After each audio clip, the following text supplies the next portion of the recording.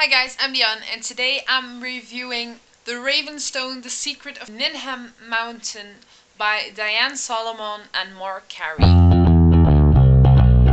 I got this book through NetGalley in exchange for an honest review. The Ravenstone, The Secret of Ninham Mountain is a middle grade fantasy book about Nadia and Aiden, who are twins. They discover an ancient artifact in the attic and soon figure out that they can time travel with it. All kinds of secrets about their family start unraveling and they go on a quest given by a wizard they meet who is in the mirror. The writing style in this book was really fun.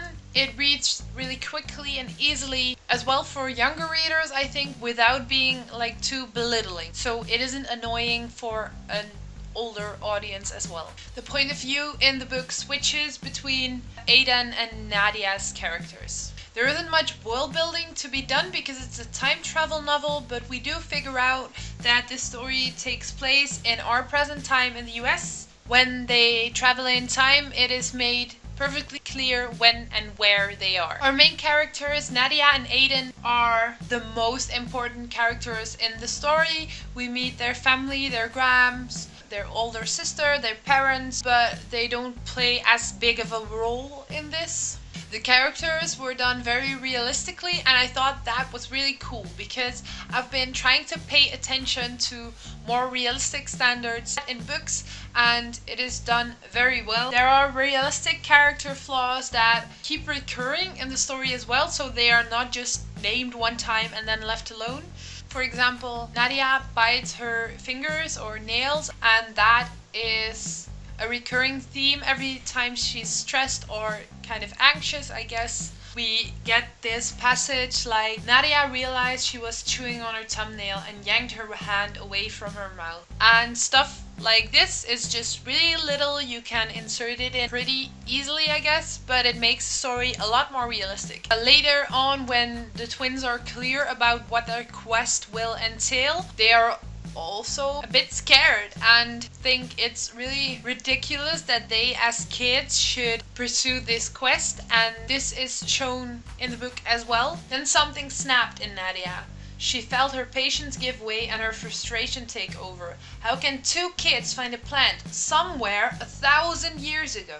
These simple things make the characters so much more realistic and I really enjoyed that. Then relationships, they are a bit surface level in this book, except for the one between the twins. For instance, they talk about their grandma being upset. There isn't any extensive talk about who feels what and making it up or stuff like that, but I guess that's pretty realistic as well because they are children after all. I think they're about 12, not yet in high school, and I wouldn't say that these deeper relationships are missing, but they just don't think about it as much as adults do. Then the plot. Nadia and Aiden find an ancient artifact in their attic, going through some boxes. Soon they discover that they can time travel with this ancient artifact and meet a wizard who appears in a mirror who tells them that it is their quest to find something. The overarching plot of the novel is really finding out what the wizard means and finding out what it is they have to do, making preparations, doing research, and finally going back in time big time. I won't spoil anything, but at the end, all the ends wrap up nicely, so there is nothing we really have to think about like, oh, what happened to that person? I found few downsides to this novel, but I have to name them nonetheless. First and foremost, I think there is a lack of diversity in this book.